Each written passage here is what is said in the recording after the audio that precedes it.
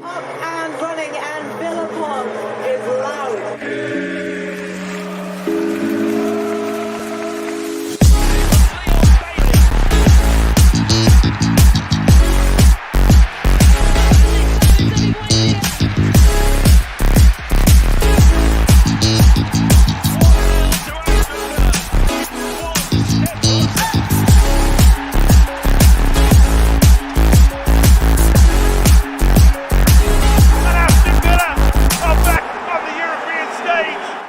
Hello and welcome to the Villa Park podcast. We're back with the live match reaction. Obviously, I did my instant match reaction straight after the game, but I'm here with George. We've got Kev joining us shortly to reflect on AZ Alkmaar 1, Aston Villa 4. I almost couldn't believe it myself, but yeah, George, first of all, how are you? And what a result. Evening, everyone. Evening, Rich. Yeah, mate, I'm good. I'm really good. Watched the game tonight, and I'm absolutely delighted with everything about it. Delighted with the result, obviously. Delighted with the performance.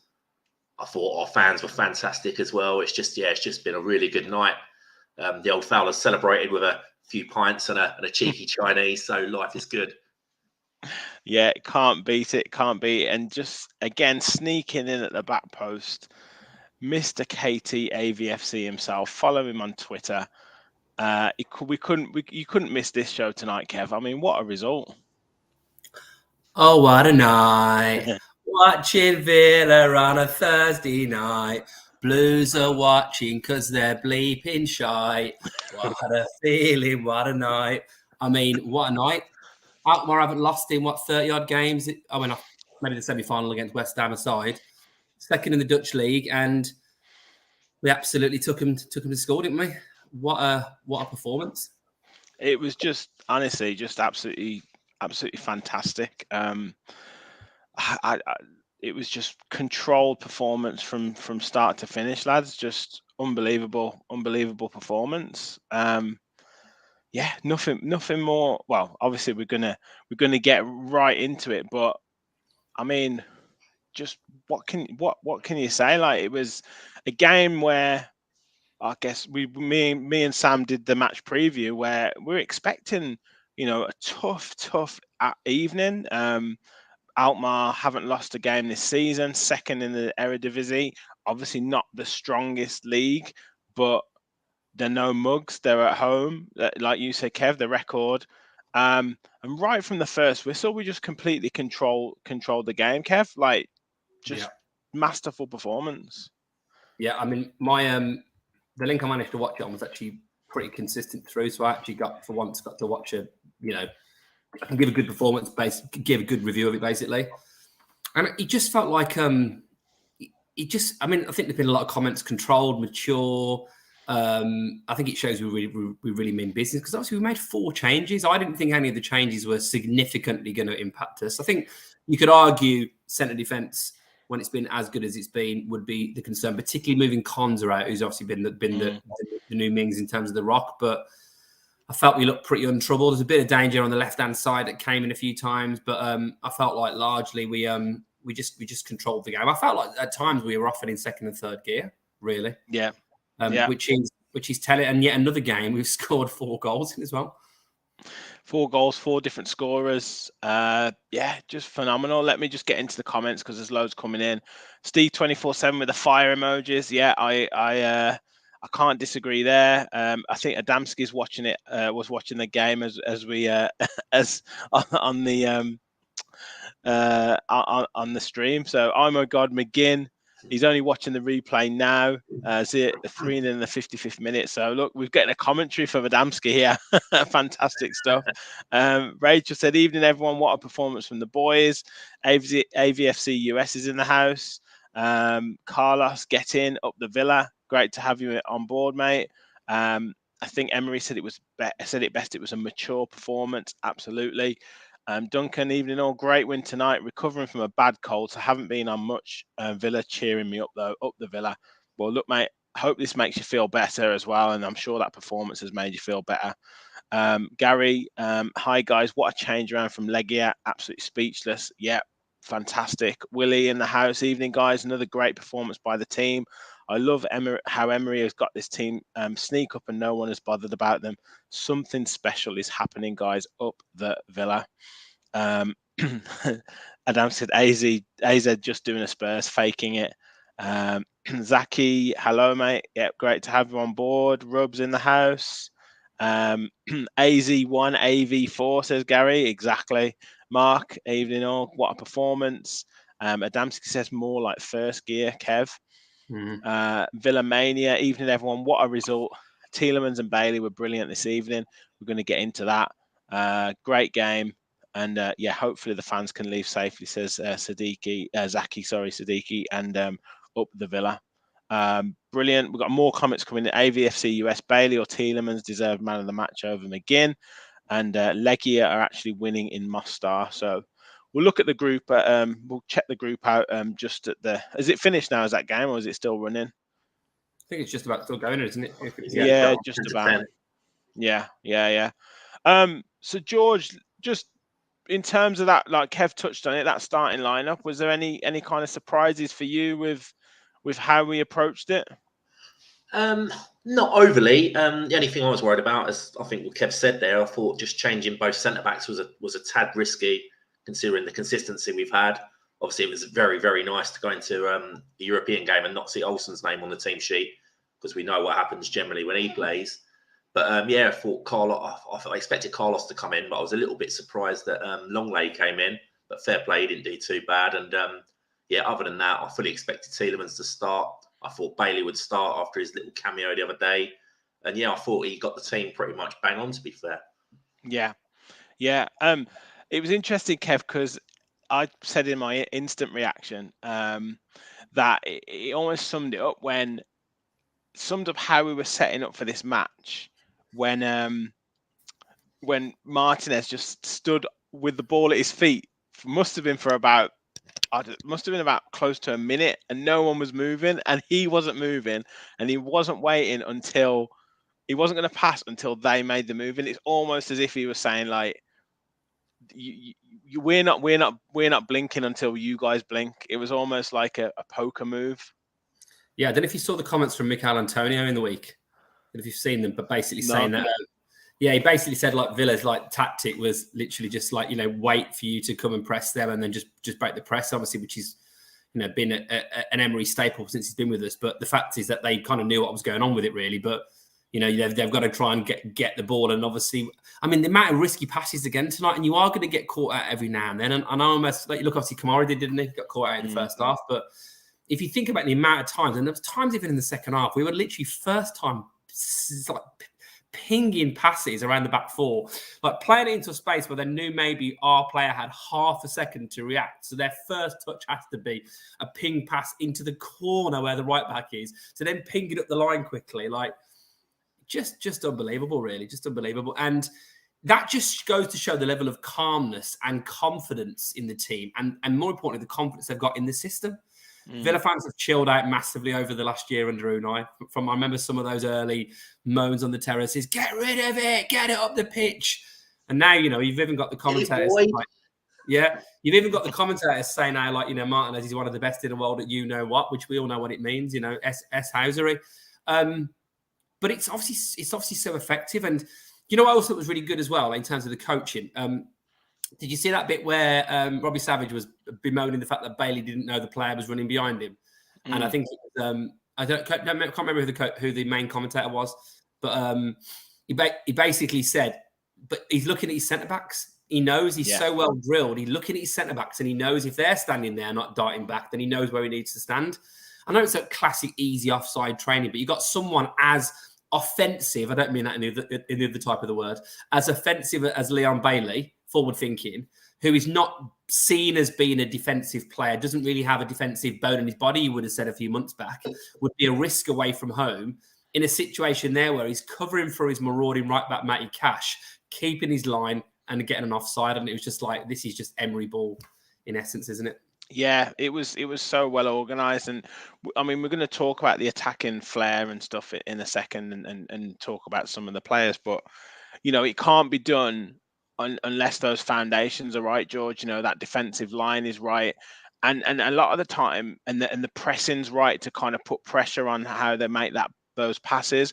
And it was almost like you could see Alkmaar almost desperate to try and play that ball over the top, but almost like, well, I don't want to, because it's going to have to be so accurate, because it's either going to run through to the goalkeeper or Villa are going to get a block on it, and then we're going to catch them on the break anyway. So they were almost like scared to play that direct pass to break the line, which was obviously testament to our organisation. Yeah, I think we just had them all ends up tonight. I mean, on the ball, I thought we were dangerous in possession. I thought we were even more dangerous when we didn't have it, like on the transition, as the fashionable word is now. I thought our offside trap was absolutely superb. I mean, God, how many times were they caught offside tonight? It felt like every 30 seconds the flag was going up. Even when the flag didn't go up, you knew that an offside was coming. It was just, I mean, it's an Emery masterclass. Everyone knew what they were up to. Like you say there, Bailey being smart as well, looking at the centre-backs and catching them offside. There wasn't really much of a chink in our game tonight. Bar the 10 minutes when Alkmaar scored their goal, which was a good goal, and they had us on the rocks for 10 minutes after that. I think just a bit of a head of steam and trying to get some pride back. But other than that, it was just a complete Villa show, wasn't it? It was. Well, let's talk about this, the amazing attack in prowess that we showed. Obviously, Leon Bailey scores the first goal. There he is striking the ball, and there he is with his trademark celebration. We talked about his productivity, Kev. I think it's like a goal every 75 minutes or something this season so far. Again, scintillating performance. Yeah, it was interesting, because obviously it was just before the goal. He made a great dart, actually. Didn't he made a great run? Then was just on the wrong wavelength in terms of playing the pass and passed out of play. And a little bit of my brain, just 1% of it went, oh, Leon, that was a bit, bit old Leon. And then it's almost like he was there going, yeah, man, gotta do it for Kevin, Like, can I just say, the Jamaican banter between McGinn and Leon is absolutely fantastic. I mean, the camaraderie and the team spirit that you can see oozing out on social media now, where like you say, what did he call him, my captain, and all that kind of stuff. So I just think it's brilliant. Everything, Chris. Everything, Chris. Miss Skip, absolutely fantastic. So, but to then obviously it got a little bit of a lucky bounce with the ball. There was all the thought, was it a handball? But what a strike on his weaker foot as well. Yeah, over the ball, great strike. He just looks like he's oozing confidence at the moment. He looks like everything he touches. And if this player we saw from the YouTube highlights, he's now turning into the player we thought he was going to be. So it's just great to see. I thought he was brilliant again tonight. Really good. I'm firmly on the Leon Bailey train now. Well, look, I mean, what can you say? It's just, I think I've said it numerous times. It's not like he's not running into blind alleys anymore. He's mixing up his passing. He's sometimes passing it backwards. He's actually tracking back. He's sorry, Kev's just got to jump off. He's tracking back. He's doing the dirty work, and then when players do that, George, they get their rewards, and he's obviously getting his rewards by the goals he's scoring, and it's obviously then it's just building up his confidence even more. Absolutely. I mean, I thought that was his best, if not his best performance in a Villa shirt, definitely his best 90 minutes in a Villa shirt. Like you say, confidence is the key, mate. I mean, if they could sell confidence in bottles, whoever would be selling it would be the richest man in the world, because it's not always that easy to come by. But it's all coming off for him now. Fabulous finish on that first goal. There was a question of handball, wasn't there? But it was the referee got it spot on. It come down off his chest. But to finish it like he did from there with the power and precision, I mean, it was superb, wasn't it? I don't think anyone quite saw that coming, but Leon knew what was going on.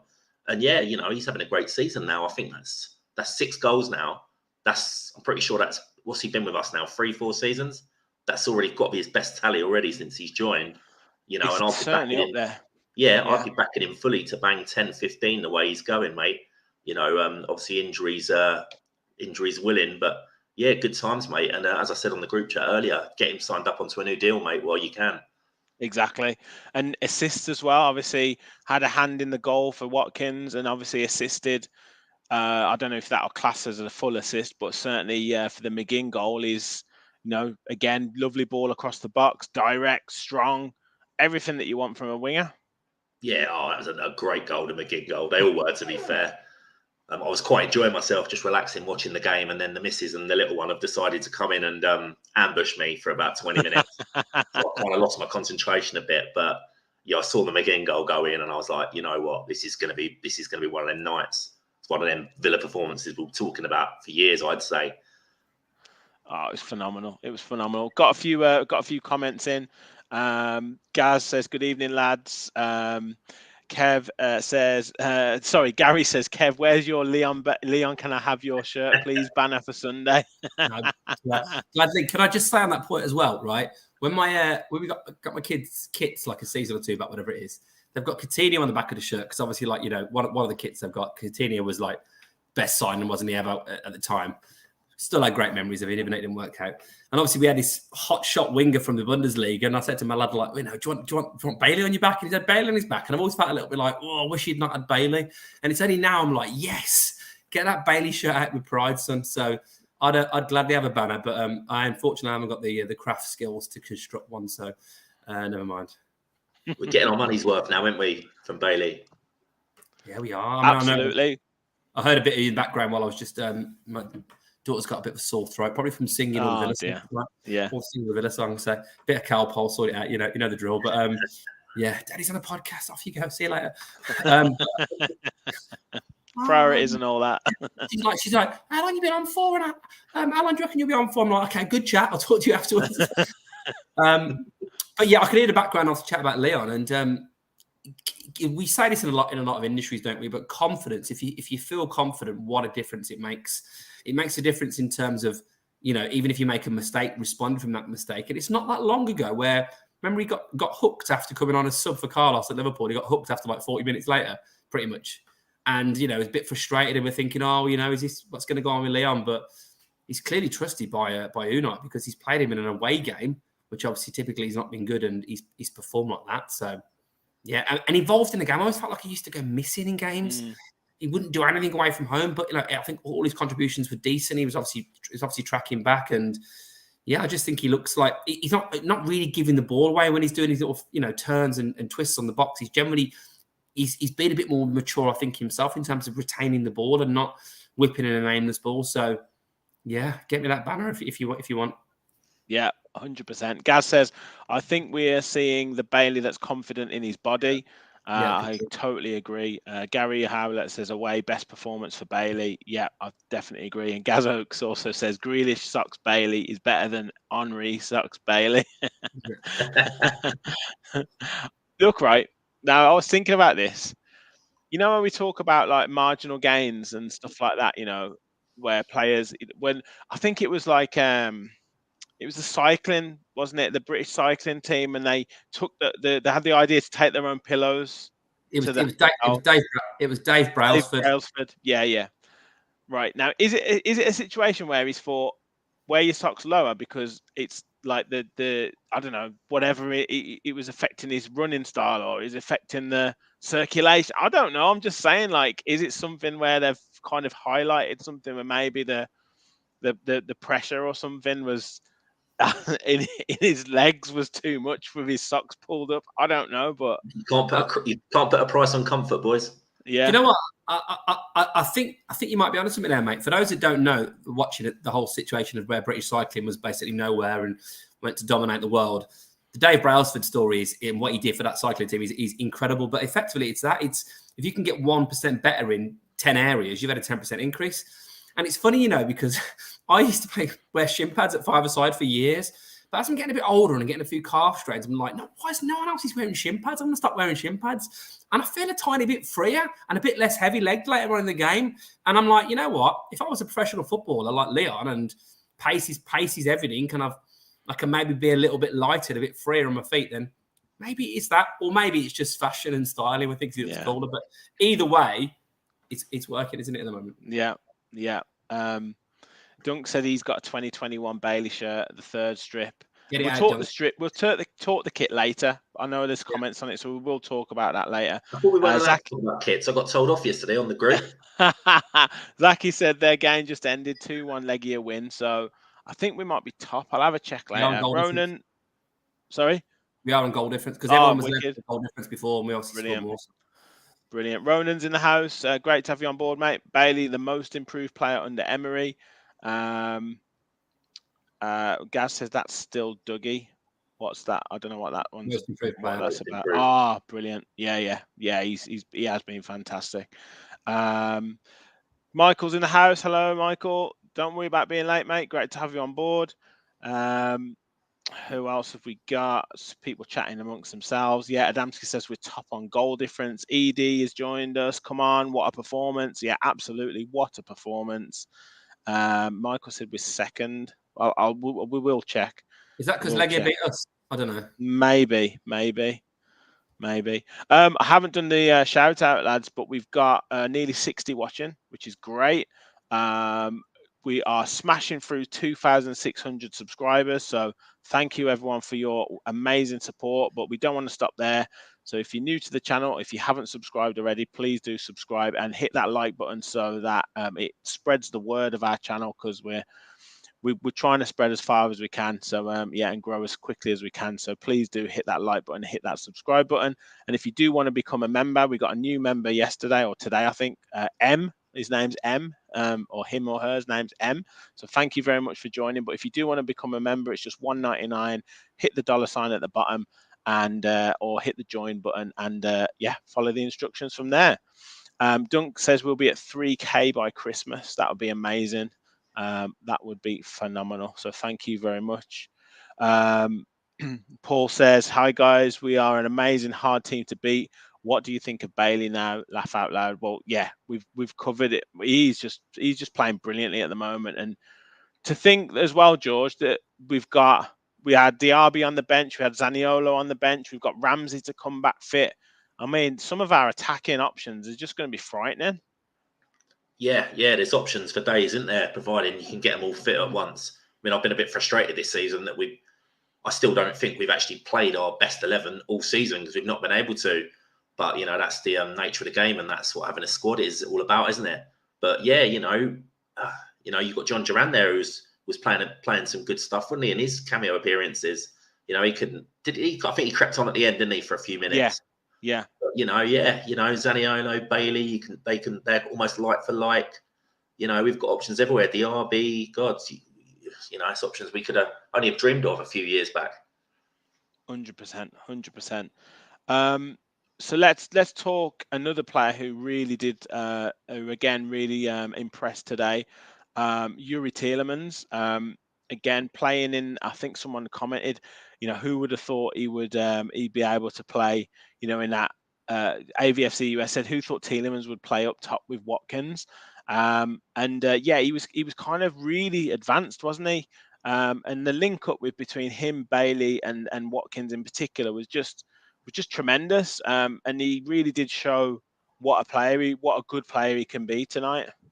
Yeah, Tielemans had a very good game. I think he needed that, didn't he? Because he's taken him a little while to kind of, establish himself in any way, really. And I think he needed something to go for him. He got the late assist when he come on at the weekend. Then he's scored tonight. Yeah, I thought he played well. I think Emery was probably a bit worried about the amount of times he loses the ball. I noticed Savage mentioned it earlier, and he does lose it a bit, doesn't he? So I think maybe moving him forward a little bit, allows him to, if he does lose the ball, we've got the protection behind. But yeah, some of his work tonight was great. I thought his actual defensive work was good as well. But yeah, I think AZ afforded him a little bit too much time on the ball, and and I just think he had the freedom of the park tonight, and he probably really enjoyed his night. Yeah. Well, I mean, we'll talk his goal in a second, but George makes a good point there. He looks like one of those players, again, one of those confidence players, Kev, that, because they gave him a bit of time, because he managed to win the ball, he likes to kind of nip in front or get a toe end on the ball and kind of pass it off and then receive it back again. He likes to do that because they were allowed him to do that a few times. That then builds his confidence up, and then he can play his really nice through balls. He can, play his interlinking passes and stuff. And I guess he's one of those players that needs that little bit of momentum to get those to get those performances that we know he can do. I think it's like any player that's not in the first team picture. You know, the pressure is therefore on when you make a cameo performance. And if you don't, in that 10, 15 minutes, you get played particularly well, or say you do get a start then in a game against a lesser opposition, not easy when you're playing a team that are putting 10 men effectively behind the ball to then create and do stuff if they're all over you. So potentially then you don't. I mean, I think this is probably the same for likes of a Longley maybe previously, or a Chambers. You know, I'm not saying there isn't some mistakes, and I would have been worried if someone, if Chambers or Olsen had started, but you get my point. Like, there's pressure on you. Now, you've got to perform at pressure as a footballer, of course you have. But sometimes it's a game where maybe you've got a bit more freedom, and you can just see him coming out of their shell a little bit. Duran obviously did it earlier in the season, didn't he? When we've gone from calling him an absolute maverick who doesn't know what's going on, to lashing in a goal of the season contender, obviously against Palace. And things you love to see. I mean, you could probably argue that Tielemans and Bailey were the best two players tonight, and they're probably two of the most derided players in recent times in terms of, there was talk that Tielemans had thrown his toys out of the pram, was making comments, and he was going to be off in January. And there was talk of Bailey, particularly from me a lot of times, saying he isn't good enough for us. So, I'm just really pleased to see. I said, obviously, post-match at the weekend against West Ham, I couldn't remember which team we'd beat, and I knew we'd beaten someone, but it was West Ham, wasn't it? West Ham this week. We're just beating everyone at the moment. We need to get that Grim Reaper thing back, don't we, for the home game? Yeah. Well, it's going to be good now, because back in the day it was like Rotherham and Barnsley, and like now it's going to be like, slightly better teams. But I said, obviously, post-match against the West Ham, after the West Ham game, that it was great to just even see his reaction from the assist he got at the end. The game was won, it was over, late in the game, but just see how much it means to him. So tonight, to get, because I think he played a great through ball, didn't he, to Bailey for the Watkins goal as well. Yeah. These are the things that we saw him doing at Leicester, and we're starting to question whether he's burnt out at 26 because he's been playing for 10 years. You can't lose it overnight. So, it was just brilliant to see some of these players that maybe haven't been starters. I mean, neither of them started the last game, be two of the standout performers. Yeah.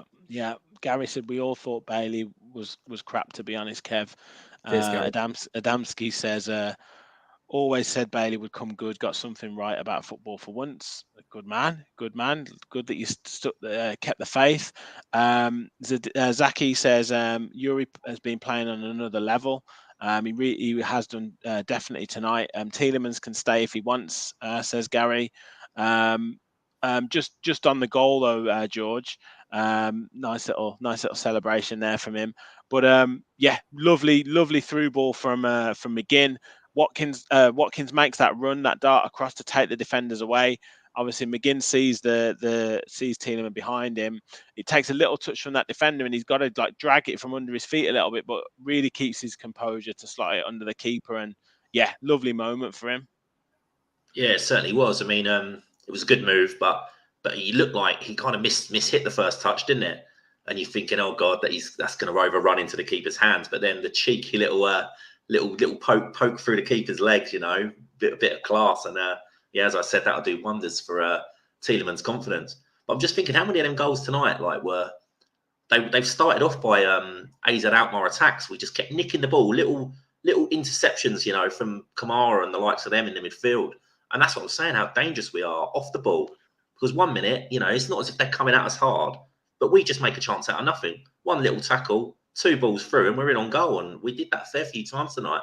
It's a dangerous tactic. And, our away form this year obviously hasn't been as great as our home, and the home is obviously getting all the credit it deserves. But, this style away from home, I think we can start doing some damage in the away games as well. 100%. Few people chatting transfers and what we need. We'll get maybe cover that a little bit at the end. But I want to really focus on the performance. But you guys chat amongst yourselves. I love the comments. John Cousins is in the house, one of my Northeast Lions pals. Great to see your podcast doing so well, Rich, from a Northeast Lion up the Villa. Yeah, good man, mate. Thank you for supporting us, and I hope to see you at a game soon. AVFC US says maybe, just maybe, we expect too much with new players. We are like that. I think all football supporters are like that, to be honest. And I think part of it is that the coverage, obviously things like us, podcasts, TV pundits, and the amount of, I guess, gravitas that they put on every game just makes the pressure cooker so much, and we don't give players time. I must admit. But yeah, that's just the nature of the beast, I'm afraid. Edie said, I wonder what was said to Bailey because he's turned the tide completely. Even his attitude is class. I don't ever think his attitude or his effort was lacking. I just think he just seems to be much calmer and much more kind of comfortable with himself, like, and what he's doing. It feels to me now that he's more. He seemed more of an individual before, and now he seems more of a part of the team. You know what I mean? He's got a proper role now. Before it was always like he was just trying to impress too much, fancy flicks, and just trying to make something happen. Probably more out of desperation than anything. But now he's calmed down and he's started thinking more, and he's just I think he's just more of a team player. Yeah. Michael with a comment here. Can I just say we need to get behind every player going forward. Yes, some will lose form, but they are really all trying. So let's stop witch hunting when they don't play well. Yeah. Yeah, absolutely fair enough. Ronan doesn't always make a good podcast, though, does it? It does. No, I know. We've got to lose our heads sometimes. Yeah. It's a fair point. We should be beyond the team, absolutely. But I guess I don't think we've written off players that soon. You know, Bailey was a couple of seasons, but no, I think it's turned out well. And I think it's a fair point. You know, I agree. But look, we praise them to the hilt, right? When they play well. Sometimes we go overboard when we call players world class when they're not world class. So, you know, that's the life of a football supporter. But yeah, I totally agree with the sentiment. Ronan says, things you love to see: Villa's solid Euro centre backs versus our Premier League centre backs. Different players, same results. I think that was pleasing. We'll come on to the second half in a second. But yeah, Kev, Longley, and Carlos didn't really look too troubled. That their striker Pavlidis was 14 goals or something this season. Had one chance, really should have scored, but other than that, they were fairly untroubled. Longley and Carlos, to be honest. I thought they both did really well. You know, you're away from home against a team with a good European record, who was second in their league, with one of the most informed strikers in Europe playing. And we can talk about the Dutch league not being the same level, but there's some tremendous players in that league, and it's always been a breeding ground for tremendous players anyway. And I thought that I said in our chat before, I wasn't too concerned about him rotating the centre halves because, I mean, the point I made in our group was Carlos has won the Europa League, and I mean, Longley is won La Liga with Barcelona not that long ago. You don't go all of a sudden become terrible because you've maybe not played brilliantly in a couple of games before when you've come in a bit cold after not playing for a bit. And I think that the whole point is this: if you want to have a successful season in cups and in the league, you've got to be able to rotate your squad and have some confidence. It's not 1981 anymore. We can't just play with 13, 14 players. So I was actually pleased to see and just delighted that I'm fairly untroubled. I mean, it was a great goal, to be fair, they scored. It probably was offside as well, because I think it was the other guy that kind of motioned to go to the ball and then stopped. That probably was interfering a little bit. But anyway, we put that to one side. And they had a chance in the first half, which obviously was a Kamara mistake. Might have been the odd pass that went astray from them, but that's just the nature of the way we play now. But they're both pedigree centre-halves. Both of them have probably got more pedigree than the two Premier League centre-halves that obviously play for us in the league. Because Constance won nothing, never played internationally. Pau plays for Spain, and obviously he's won a Europa League. But you'd argue, Diego Carlos has got more miles on the clock and he's more experienced. If you had to make that comparison, I think we're blessed with 4 great centre-backs, and that doesn't even include arguably the best ones on a long-term injury. So great to see. Builds confidence in them. We can see 1 goal away from home, score 4, defence is untroubled. I mean, it's just... It will give Emery even more confidence now if he does have to interchange one of those centre halves. And I'm at the point now where, like, if Pau is injured, doesn't play, I wouldn't have no qualms at Longley coming in. I think he's a good player. I think he's been unfairly derided by a lot of people. He's a French international. He's played for Barcelona. Like, let's cut him a bit of slack. Yeah, 100%. Ken's given us a super sticker. Thank you very much, mate. £2 super sticker. That's amazing support. Thank you so much. If anyone else wants to put a super chat or to give a donation, then again, hit the $sign. Or if you want to become a member, just $1.99, less than a third of the cost of a pint that George is enjoying there as he's basking in the glory of a victory. I've got loads and loads of comments. Let me just see where we are. Zaki says, once we have our full team back, we will be unstoppable. Gaz, on the point about players, I think it's okay to say players aren't going well. It's when it turns into abuse and nonsense. It pisses me off. Hope you're not mentioning any names there, Gaz. Gary said AZ played with clogs on tonight. Gaz is in the house. Yes, lads, how are we? We are doing brilliant, mate, and even better for you joining us on this pod. AVFC US says, to be fair, we seem pretty deep at centre back at the moment, which echoes your sentiments there. Kev, Gaz says, I think the 2 centre backs might be the 2 for Europe. Definitely gives them games, absolutely. Gary Howlett says, abuse is okay if it's Birmingham fans shouting at Rooney. Oh, after 2 games? After 2 games? 2 games? Yeah, but they didn't want to change, did they? They weren't supposed to really. They were doing well with Eustace, weren't they? So I can kind of understand it. Gotta get behind it, don't you? Yeah. But yeah, let's talk second half, because again, I thought we controlled the first half, 2-0 up, absolute dreamland. There's still that little bit of feeling in the back of your mind that thinks, AZ can't be that poor in the second half. They're going to come out firing. I did think it was kind of summed up a little bit the standard of their team when they're bringing on Bruno Martins Indy, who couldn't really get in the Middlesbrough team in the Championship. So I do think there's a slight quality gap there. But this feeling about kind of starting slow in second halves, the last few games, it's not been the case with Villa. Like we really came out of the traps really quickly, George, and the goals in the second half just stamped our authority. Yeah, I just thought it was more of the same, to be honest. Just come out straight away, all the little patterns of play and the little, what they say, like little box in midfield, just when it knocking it around in a square, and yeah, we just dominated, and there was a few chances, and obviously, God, I'm trying to think of the order of the goals now. We 2 up at half time, weren't we? Yeah, 51 minutes. Watkins scores. You mentioned it. Tielemans puts Bailey through, and Bailey does the rest, hits the shot, and Watkins, I don't think he'll score an easier goal. And Sam had said he wanted to score a tap in, and that's exactly what happened. Yeah, definitely. Yeah, he'll eat up them chances all day.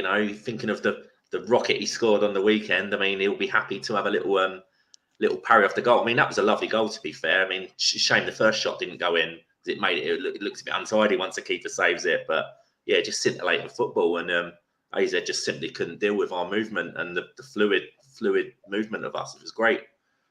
Yeah. Kev, again, just Watkins on the score sheet.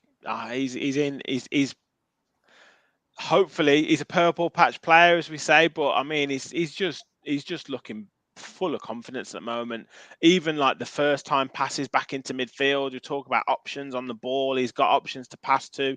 He's winning the ball. He won the ball back for the first goal, obviously, and he's putting the work in to get his rewards with again. He's not going to score an easier goal, as I just said.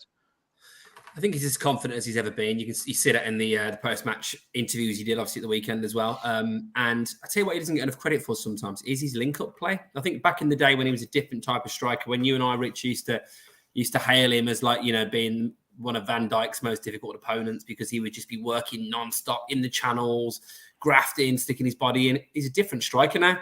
And actually, that technical aspect of his game, I mean, you notice he did it for England, didn't he, the other night as well? He did a little one today. Didn't quite come off, but he did like a little pirouette on the edge of the box and just kind of lost control of it. But I think the technical aspect of his game is coming out more and more. And that third goal, the way he laid it off to Tielemans, I mean, it totally set that move up because it was a long ball forward. He plays a really deft sort of touch to the side.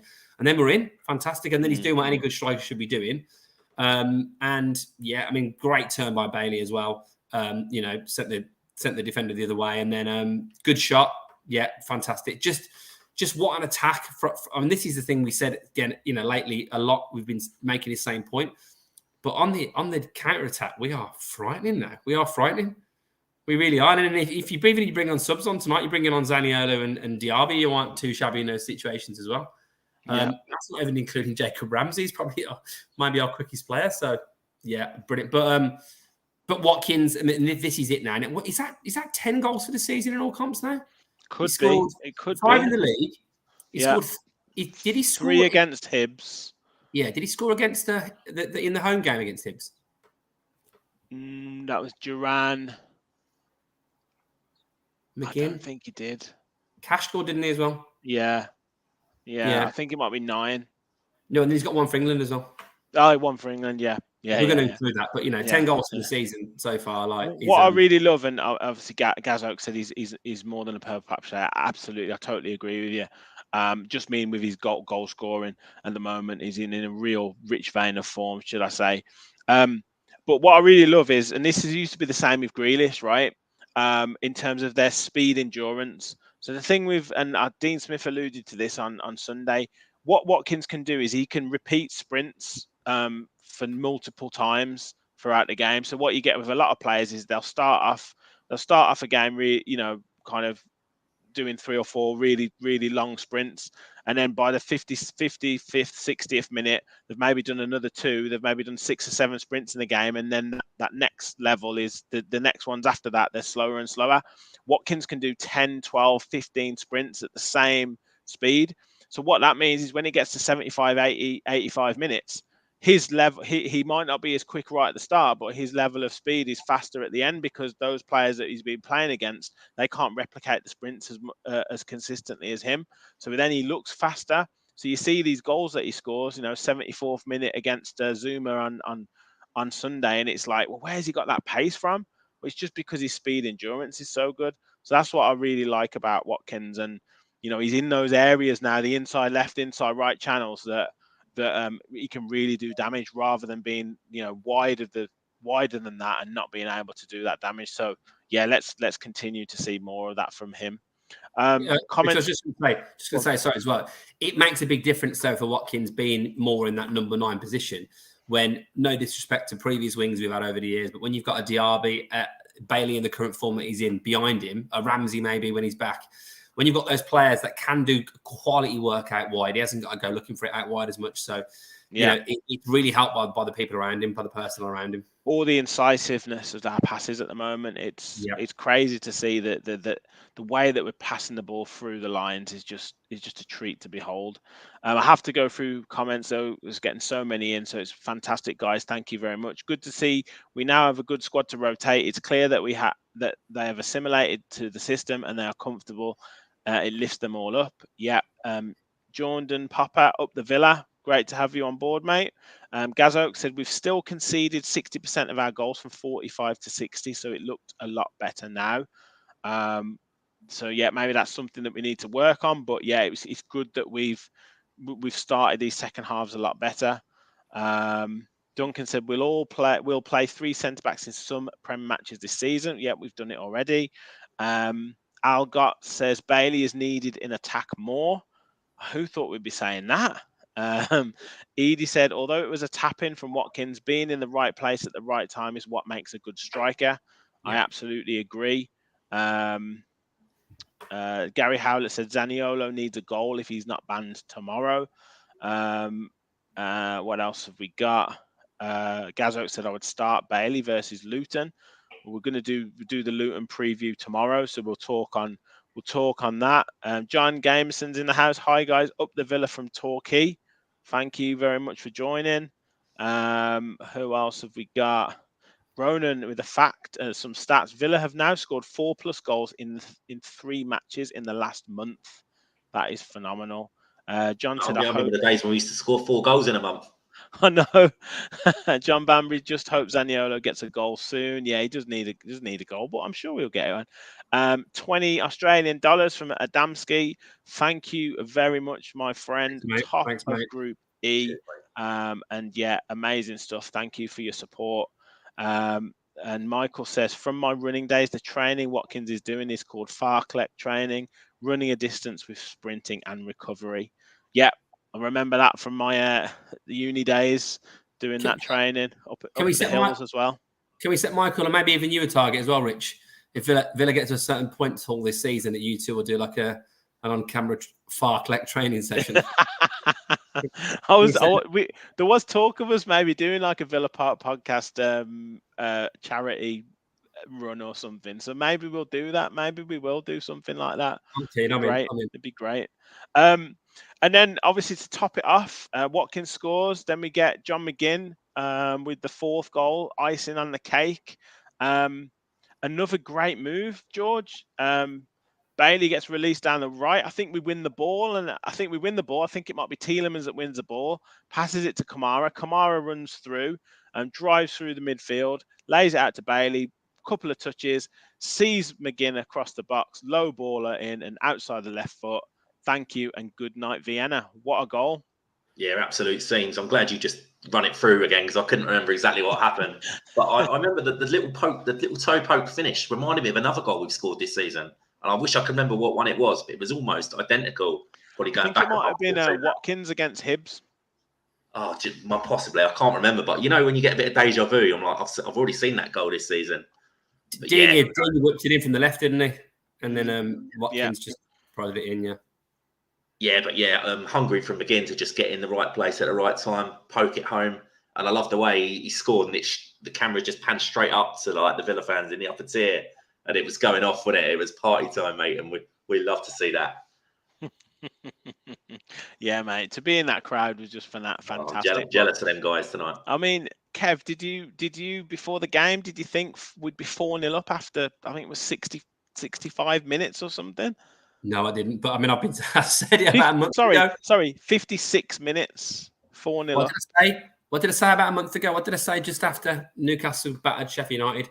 When are we going to put some goals past some teams? Well, apparently the Villa squad and Paco and all the rest of them, Damian, are big fans of the Villa Park podcast, and in particular what comes out of my mouth, because I'm at the point now where I think if I don't have a bet on Villa scoring at least 3 goals in a game, then what's the point? I mean, we are free scoring, and let's be honest again.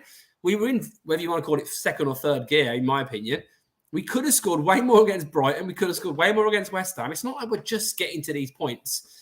George, you're absolutely right. When we used to score 4 goals in a month, remember, was it earlier in the season when there was all that banter going around about Chelsea's goal of the month? Yeah, it was 1 goal.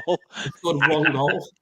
We can have about 35 to choose from at this rate. I mean, I used to get jealous of teams in the Championship that used to get 100 points and 100 goals. I reckon we could get 100 goals this season if we keep this rate going. I mean, what's our goals per game at the moment? Honestly, it's crazy. Well, we've got 23 goals in the Premier League. Yeah, 23 goals in the Premier League, and we've got 7 goals in the Conference League. I mean, it's pretty. I don't know about you boys, unreal. But it felt like tonight we announced ourselves in Europe. Yeah. And I think that win, that last minute win against Zrinski, you could see the collective weight lifted off the shoulders. Like we've got that monkey off our back, so to speak, with regards to winning in Europe after all these years of not being in it. And then today was kind of just that freedom to go off and play, and just absolutely brilliant. And I know. Go on. I was going to say, do you know what's brilliant about it as well? What I think is really good is we talked earlier on about Tielemans obviously having a good game and Bailey coming into form, but like in kind of other sports, like I don't know, like tennis or snooker, when there's like the top players and the players can't beat them, and then the first time Andy Murray got a win against Federer, or I don't know, Judd Trump beats Ronnie O'Sullivan, it just builds that confidence that you can do it. Well, Villa over the last year and a bit have just slayed so many dragons we thought we'd never get past. Whether that's Man United at home, whether that's winning away consecutively, whether that's getting, into Europe, whether that's then in Europe, all of a sudden, how are we going to get on against Hibs? It's going to be tricky away in Scotland. Smash them 5-0. And then we play Mo Star. Oh, God, it's not as easy as this. We thought it's this Conference League, and we get the 95th minute winner. And then we had the bad away results in the Premier League, Newcastle, Liverpool. But it seems like every single week that passes, there's another achievement that the team do. And that is just going to build so much belief in the squad, because whether it's an away win in the Premier League, a home in the Premier League, which is just taken for granted now, whether it's always, are we going to score enough goals? Is there enough goals in the team? We're scoring goals galore. We're not conceding many goals. Every time we do so with players that maybe aren't in form, and then all of a sudden, you've got your Yuri Tielemans, your Leon Bailey playing well. I'm expecting the weekend Dendoncker and Olsen to start, and we're still in 4-0. And we're going to be saying fantastic, Keenan Davis is going to come back, and El Ghazi, and we're going to win 7-0, and like everything we touch on. My worry is it's all going to end. One of those nights out. Of course it will end. Yeah, you Of course it will end, Kev. We're going to lose a game at some point. I've gone all negative now. We're going to get when we get relegated. No, stop it. Let's get into the comments before you carry on digging yourself a hole. I don't want to hear any more negativity. Emery Thing Villa says, I think that's a great name, by the way. I think tonight proved our biggest asset is the system is stronger than the individuals. Now the squad seem to have become comfortable in the system. Changes Unai made at the start of the season. Yeah, and we commented on this. If you watch the Talking Tactics with Gareth as well, brilliant analysis from him. We talked about how the evolution of that system, like we had a couple of different ways of playing where, Emery started off really simple, looking at us catching teams on the break and attacking really quickly. And now we can control games, we can break quickly, we can attack on wide areas, we can pass through the middle, we can attack incisively with 2 or 3 different players in forward positions. And yeah, it's just a nightmare for any team that we're coming up against. So absolutely brilliant. Gaza says, yes, Kev. I don't know what that was about goals, I think. 76 goals in our last 5 games. that would be amazing. And it could have been 83. It could have been 83. It could have been. Yeah, should have been. Gaza said they were unbeaten in over 20 games at home in Europe or something. Yeah, we heard about that one. Duncan said, if Emery beats the Man City hoodoo, anything is possible. Absolutely. We need to start working out how many hoodoos we've got left. Yeah, I know. I don't think we'll have many more. I'm going to have a little look into this, boys, for the weekend. Yeah. I mean, there are some pretty big hoodoos, like, win a bloody trophy. That's a pretty big hoodoo, isn't it? And yeah. But, Gaza said, I said we'd be top by November, and he said I was on drugs. That's why. Well, we'll tell Martin. He's on the match preview tomorrow, so we'll tell Martin about that, Gaza. Definitely. Guys, hit that like button. I think we've had over 70 watching tonight at one point, so that's amazing stuff. So thank you so much for your support. Like, subscribe. We are on the road to 2,700. Obviously, aiming to get to 3K before Christmas, and Dunk's told us that we're going to do it. So if Duncan said it, we're going to get there. So we can only do it though if you guys hit that like button and subscribe if you are new to the channel. And we've had donations today, which is phenomenal. If you do want to donate to the channel, then please hit the $, or if you do want to become a member, hit the join button, and it's just $1.99 a month to become a member. Just a couple of bits on as regards to 4-0 cruising. Would Emery and the players be a little bit disappointed that we conceded, George? Not got that clean sheet? Yeah, maybe just a little bit. But, as I said in the group at the time, it was a well-worked goal from Alkmaar. And at the end of the day, we're bloody 4-0 up against the biggest threat in the group after 56 minutes. We can't ask for much more of a perfect day than that. So I kind of just thought, fair play, clap the goal. Don't worry about it. Just enjoy the evening and win the game. Yeah. Kev, they had 10 minutes little spell, didn't they? They huffed and puffed, got a goal. But, I mean, Rachel said there, Martinez definitely will be a bit peeved, 100%. But, yeah, they had a bit of a 10-minute spell, but they're going to have that. But when you're 4-0 up, it's better to have a spell when you're 4-0 up than if it's 1-1. Yeah, it's to be expected, isn't it? Like, Luton will have a spell against us probably when we're at Villa Park.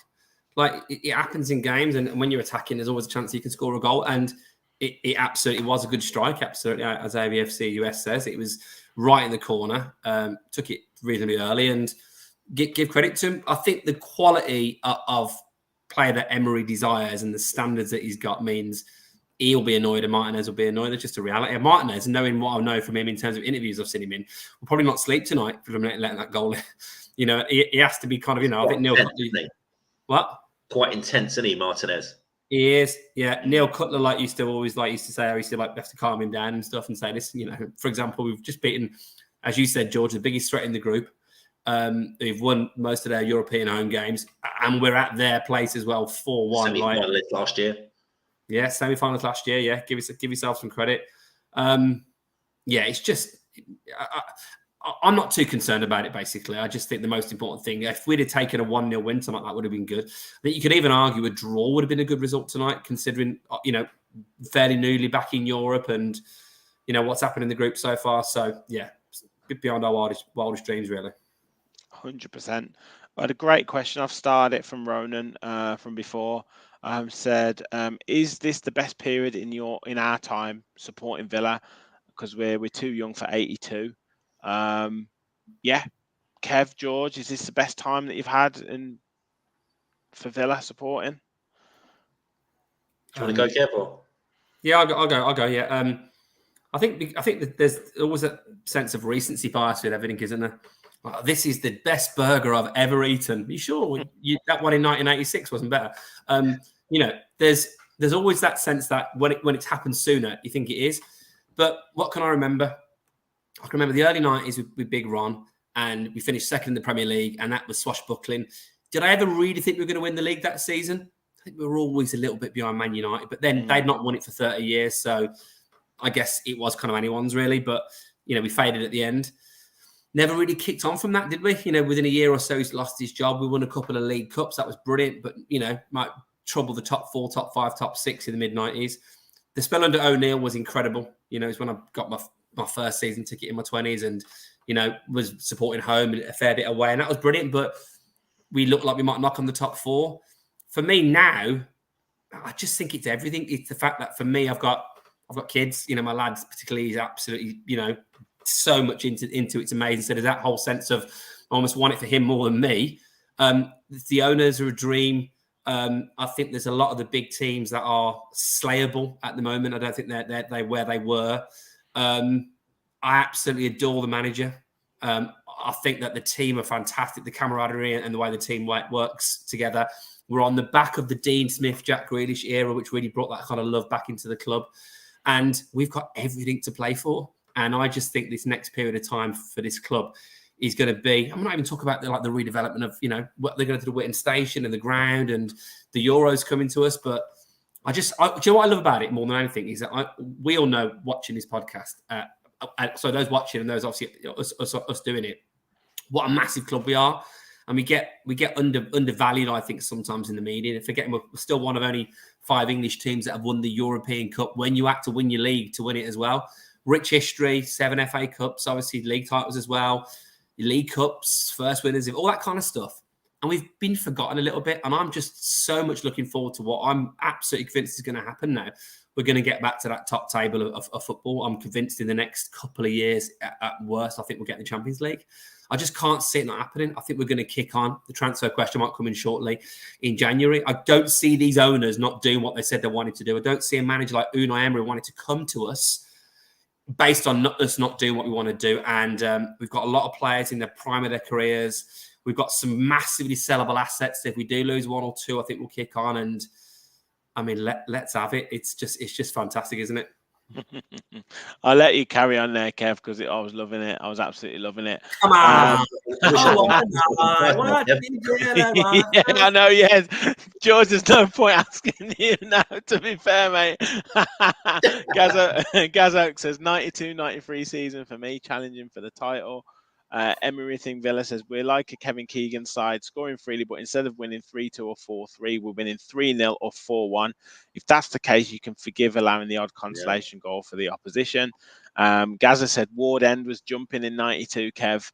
Go on, Gaza. Duncan said Big Ron was great, lead Man U for a while. Led Man U for a while that season. Yeah. Gary Howlett said we haven't always been crap, just the last 15 years, maybe. AVFC US says the style of play is the best I've seen. A couple of years of this and it will surpass the O'Neill days. And Gaz Oak said O'Neill underachieved. Dunk Kilburn said Oldham cost us the league. Lee Evans said I've said this for ages. The system is stronger than its parts as long as the parts understand the system. Gaza said the best thing for us right now is that there's absolutely no pressure on us yet. Let's enjoy it. Ken says, speak your truth. Kev, speak your truth. Steve Brianna's in the house, said, yes, boys. Sorry, I'm late. Brilliant performance today. Can't wait till Sunday. Up the Villa. And Emery thinks some of the best football I've seen played, never mind just what I've seen Villa play. Great summing up there. Carrie says, we need to moan about something. We are Villa fans. We can't moan about anything right now. Gaza says, love it, Kev. What else have we got? Andrew Miller says, watching Villa on a Thursday night. Blues are watching because they're effing. What a feeling, what a night. Edie says Milosevic scoring a worldie against Leeds in the Coca-Cola Cup was my best memory as a nipper, but this is by far the best period of time for me. Emery's just brought so much passion and belief back. And Adamski says, love that rendition, Kev. George, yeah, your thoughts? Like, is this just, you know, are you in dreamland at the moment watching Villa, or is this your best period? Oh yeah, absolutely loving life at the minute. I was thinking everything you said there, Kev, was a good little speech you had there. I loved that, to be fair. I would say now this is technically the best football I think I've seen. Just easy on the eye wise, you know. We just swashbuckling. I've never seen us pass the ball so well.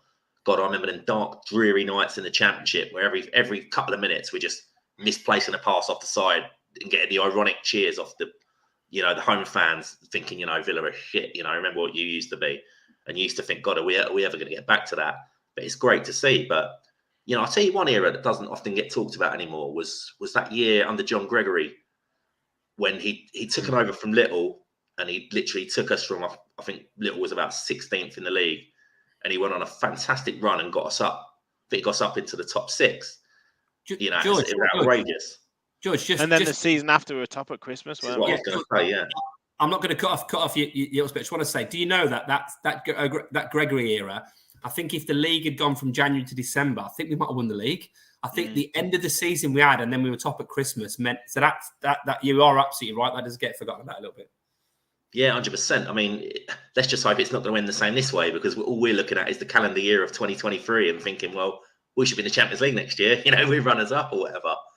But yeah, just back then, God, I remember loving that, like Southgate and Echiog at the back. You know, God, it was the end of Dublin, Dwight York, Merson, Collymore, Merson. Yeah. We had a really good side then. And John Gregory, just for me, you know, he had done nothing in management before. He'd been an ex-player, but he just made fans believe, didn't he? And I remember I was only about 15 at the time, but I remember just thinking, this guy thinks we can win the league. And if he thinks we can win the league, do you know what? I think we can win the bloody league.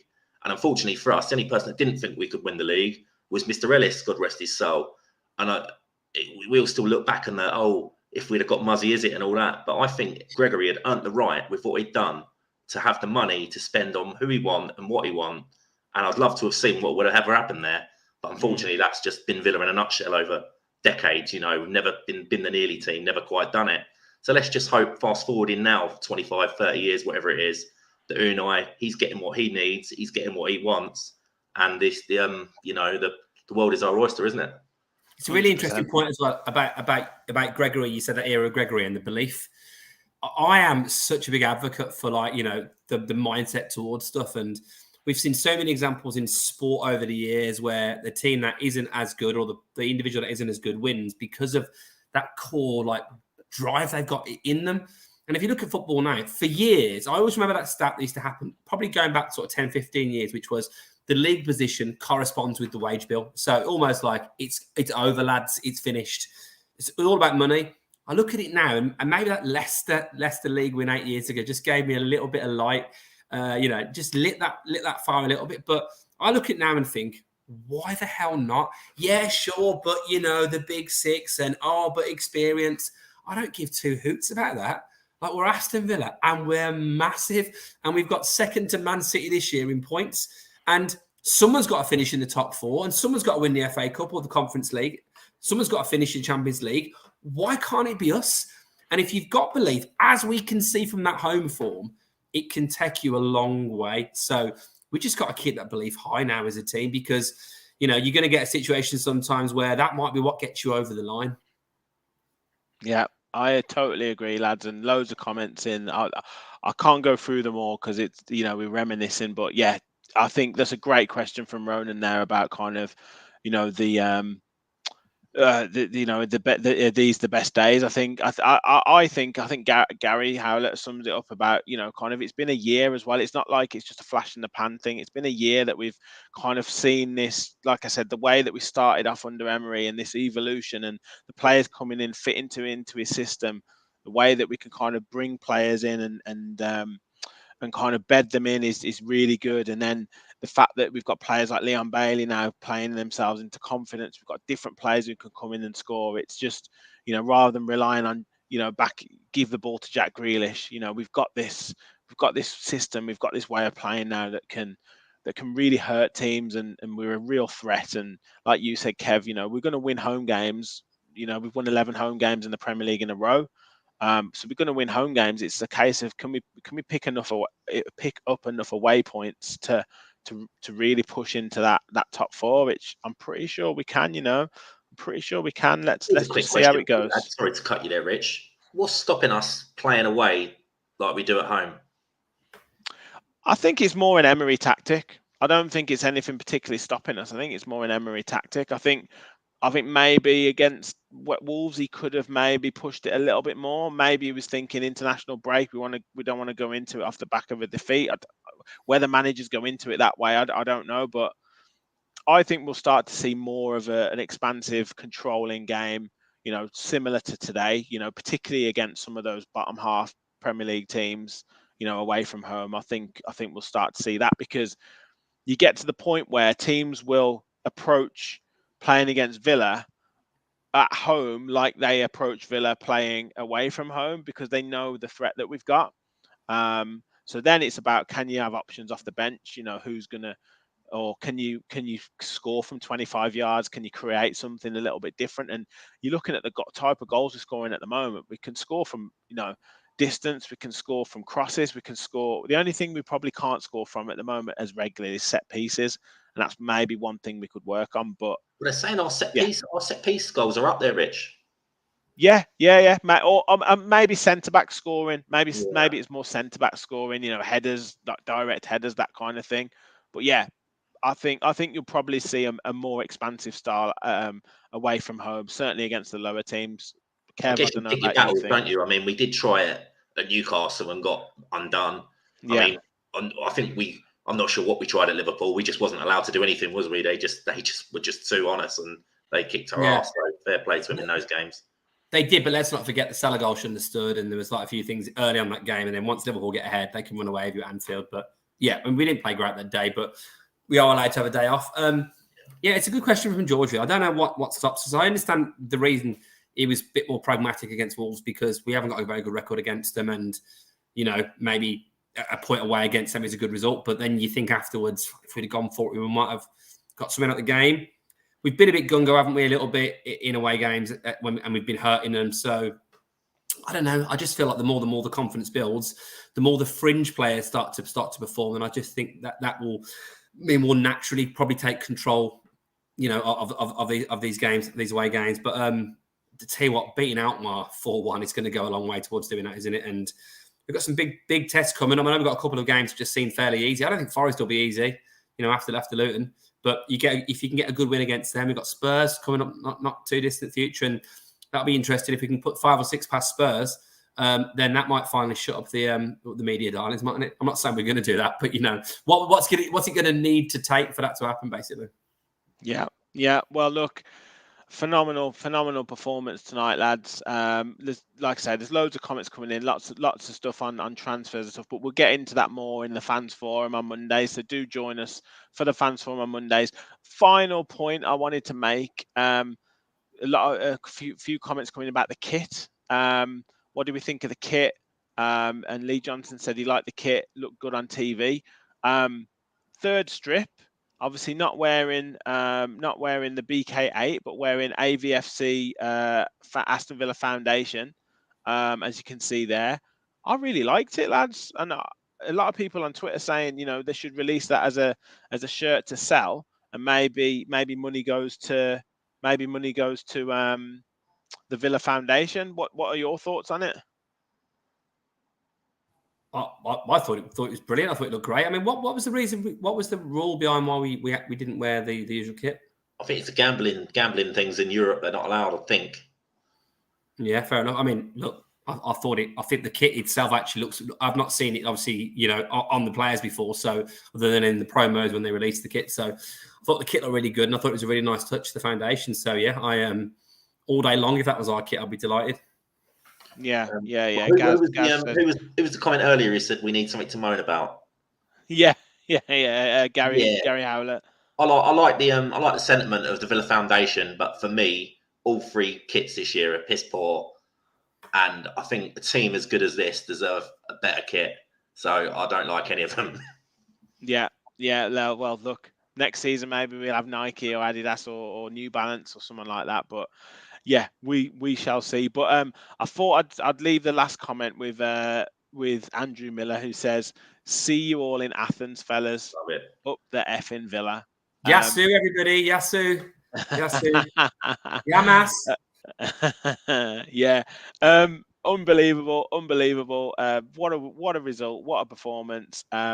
Yeah, I mean, we're just scoring goals. We're scoring goals for fun. Players are just playing out of their skins at the moment. There's so many different scorers. It's just a wonderful time to be a Villa fan. Hopefully we take this into Sunday against Luton. Thank you guys all for watching. Hit the like button if you haven't already on your way out. Hit the subscribe button on if you haven't already on the way out as well. We'll be back with a match preview tomorrow. So do join us for that. We'll also be back with instant match reactions from myself. Hopefully a win against Luton, match reaction against Luton, fans forum, all that usual jazz, talking tactics with Gareth. So make sure you hit the notification bell as well so you know when our shows are on. Thank you all for watching. And as always, remember, we all follow the Villa. Thanks, everyone. Up and running, and Villa is loud.